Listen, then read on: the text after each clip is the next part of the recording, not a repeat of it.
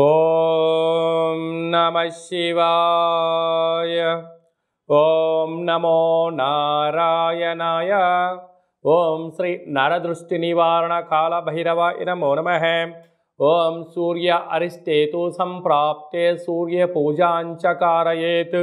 సూర్య ధ్యానం ప్రవక్ష్యామి ఆత్మదోషపీడోప ఉపశాంతయే. హరి ఓం. మా ఛానల్కి స్వాగతం. చూస్తున్న వీక్షకులకు ప్రేక్షకులకు ప్రియ కాళభైరవ భగవద్బంధులకి స్వాగతం పలుకుతూ మమ్మల్ని ఎంతగానో ఆదరిస్తూ ఉండబడినటువంటి ప్రియ సోదరీమణులకు సనాతన ధర్మ సంరక్షకులకు వీక్షకుల అందరిపైనను సూర్య భగవానుడి యొక్క ఆశీస్సులు ఉండాలని నిత్యము అందరినీ ఆయురారోగ్యాలుగా కాపాడాలని కోరుకుంటూ 17వ తారీఖు 12వ నెల 2023 నుండి 14 జనవరి 2024 వరకు ఏడాది తర్వాత ధనుసు రాశిలో సంచారం చేయనప్పుడు ఎలాంటి ఫలితాలు ఉంటాయో సవివరంగా సంపూర్ణంగా తెలుసుకుందాం. ధనుసు రాశి వారికి ధనుసు రాశిలోనే రవి భగవానుడు ఏడాది తర్వాత సంచారం చేయనప్పుడు ఎలాంటి ఫలితాలు ఉంటాయో క్లుప్తంగా తెలుసుకుందాం.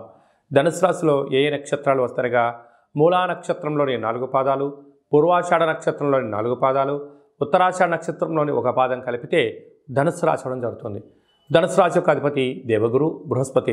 రాశిలోనే ఏడాది తర్వాత రవి భగవానుడు సంచారం చేయడం వలన అనవసరమైన ప్రయాణాలు, చిన్న చిన్న వాటికి ఆందోళన, అనేక రకాలైనటువంటి వ్యక్తిగత విషయాలను అనేక మంది తెలుసుకోవాలని చెప్పి తాపత్రయపడుతూ ఉంటారు. అలా కాకుండా మీరు మౌనంగా ఉంటూ ధ్యానంగా ఉంటూ నిత్యము సూర్య నమస్కారం, అలాగనే సూర్య భగవానికి అర్ఘ్యము, అలాగనే సూర్య నమస్కారాలను అవలంబించుకోగలిగినట్లయితే మీరు అద్భుతమైనటువంటి ఆరోగ్యానికి, ఆహ్లాదకరమైన జీవితానికి, ప్రశాంత జీవితానికి స్వాగతం పలకడానికి అనుకూలంగా ఉంటాయి.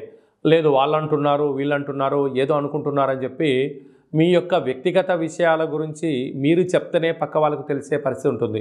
కనుక కొద్దిపాటి మౌనంగా ఉంటూ ఆరోగ్యం పైన శ్రద్ధ చూపించగలిగితే అనేక రకాలమైనటువంటి రుగ్మతలు, శత్రువులను తగ్గించుకునే ప్రయత్నం అవుతుంది.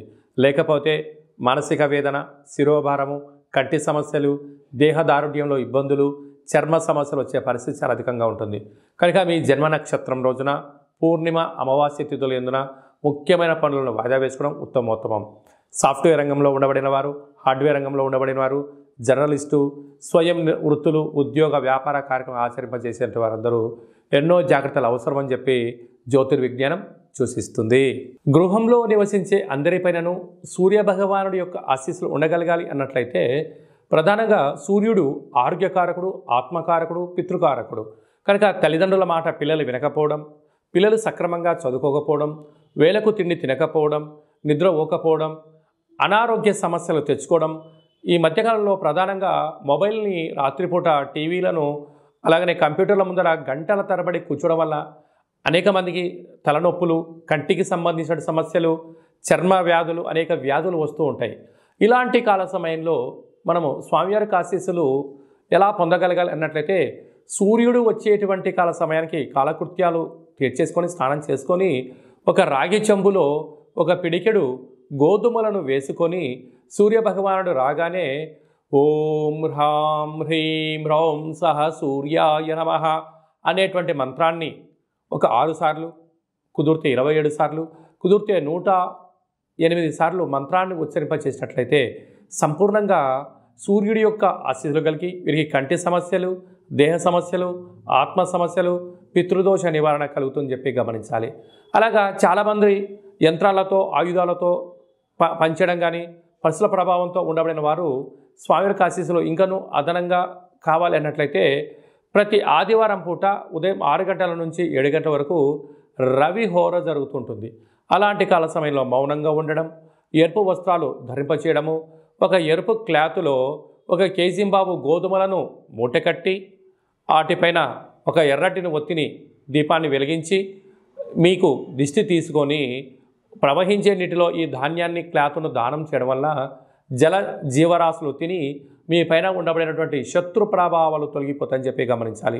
అలా కుదరలేదు, ఈ యొక్క గోధుమల్ని నీటిలో నానబెట్టి గోమాతకు ఆహారం ఏర్పాటు చేయండి. అలా కుదరలేదు, బ్రాహ్మణుడికి దానం చేయండి, అద్భుతమైన ఫలితం కలుగుతుంది.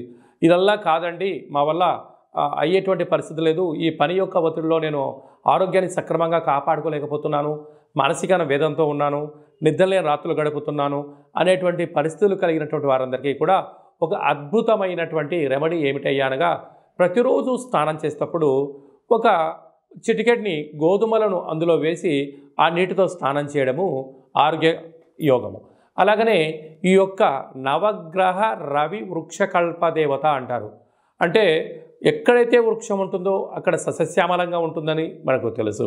అలాగా ఈ యొక్క రవిగ్రహ కల్పవృక్ష దేవతను గృహంలో కానీ, ఆఫీస్లో కానీ, కారులో కానీ, ఫ్యాక్టరీలో కానీ, కర్మాగారాల్లో ఉంచుకొని ప్రతిరోజు ఒక 6 సార్లు ఓం హ్రాం హ్రీం రోం సహ సూర్యాయ నమః అనే మంత్రాన్ని ఉచ్చరింపచేసుకొని 2 అగరబత్తులు వెలిగించేసి ఈ వృక్షదేవత యొక్క చుట్టూ తిప్పినట్లయితే ఆ గృహంలో నిత్యము ఆయురారోగ్యాలు, ఆనందము, పితృదోషము, అలాగే ఆత్మకు సంబంధించిన దోషాలు, అనారోగ్యము, వాహన ప్రమాదాలు అలాంటివన్నీ కూడా నివారించబడి ఆరోగ్యం భాస్కరాదిత్యత్ అన్నట్టుగా సూర్యభగవానుడు నిత్యము మన ఇంట్లో ఉంటూ ఆయన ఆశీస్సులు మన మీద ప్రసాదించడం జరుగుతుంది.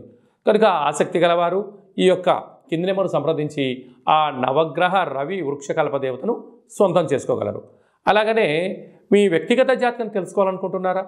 మీరు పుట్టినటువంటి తేదీ, నెల, సంవత్సరం, పుట్టిన సమయాన్ని రాసి మీరు వాట్సాప్లో పంపించగలిగినట్లయితే మీరు పుట్టినప్పుడు గ్రహ గమనాలు ఎలా ఉన్నాయి, ప్రస్తుతం ఎలా ఉంటున్నాయి, రాబోయే కాలంలో ఎలా ఉండబోతున్నాయో సవివరంగా సంపూర్ణంగా 100 సంవత్సరాల జాతకాన్ని వ్రాసి పంపించి మీకు ఎక్స్ప్లెయిన్ చేసి చెప్తూ మిమ్మల్ని ఆధ్యాత్మికమైన కోణంలో ఉన్నత స్థితికి తీసుకొచ్చేంత వరకు సలహాలు సూచనలు ఇవ్వడం జరుగుతుంది.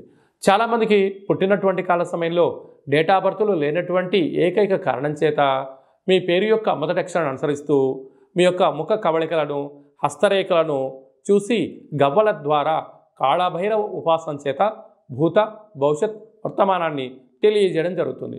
అలాగా మీ అబ్బాయికి కానీ అమ్మాయికి కానీ ఎంతగా చూసినా పెళ్లి సంబంధాలు కుదరడం లేదా, ఎందుకు కుదరట్లేదు, ఎలాంటి అబ్బాయిని ఎలాంటి అమ్మాయిని వరుడుగా వధువుగా తెచ్చుకోవాలి, మరి యొక్క వివాహ జాతక పొంతనలో ఎలా ఉంటుందో మీకు సవివరంగా సంపూర్ణంగా కూడా తెలియజేయడం జరుగుతుంది. అలాగనే వివాహమైన దంపతులు తరచుగా గొడవ పడడం, 490 కేసులు పెట్టుకోవడం, కోర్టుకు సమస్యలు ఎక్కడం అలాంటి పరిస్థితులు ఉండబడిన వారు మీ యొక్క పేర్లు పంపించినట్లయితే ఆ పార్వతీ పరమేశ్వరులాగా మీరు నిత్యము కలిసి ఉండడానికి ఆధ్యాత్మిక సలహాలు సూచనలు జరుగుతుంది. అలాగా మీకు కలిగినటువంటి సంతానం కలిగినటువంటి మీ యొక్క పిల్లలకు ఏ రోజు పుట్టారు, ఏ మాసంలో పుట్టారు, ఏ నక్షత్రంలో పుట్టాడు అనేటువంటి వారి యొక్క పేర్లను ఆధ్యాత్మికమైన నామాలుగా మీకు మంచి అంటే పేర్లో వైబ్రేషన్స్ ఉండేటువంటి రైజింగ్ పేర్లు ఉండేటువంటి పేర్లను కూడా మీకు సజెషన్ చేయడం జరుగుతుంది. అలాగనే కాళభైరవ మంత్ర సాధన చేయాలనుకుంటున్న వారు కానీ, కాళభైరవ మంత్ర ఉపాసన చేయాలనుకుంటున్న వారు మన యొక్క దేవాలయంలో ఆధ్యాత్మికమైనటువంటి మీకు మంత్ర ఉపదేశాన్ని కూడా చేయడం జరుగుతుంది. ఆసక్తి గలవారు ఈ కింద నెంబర్ సంప్రదించి అపాయింట్మెంట్ తీసుకొని సంప్రదించగలిగినట్లయితే మీకు ఆధ్యాత్మిక సలహాలు సూచనలు ఇవ్వడం జరుగుతుంది.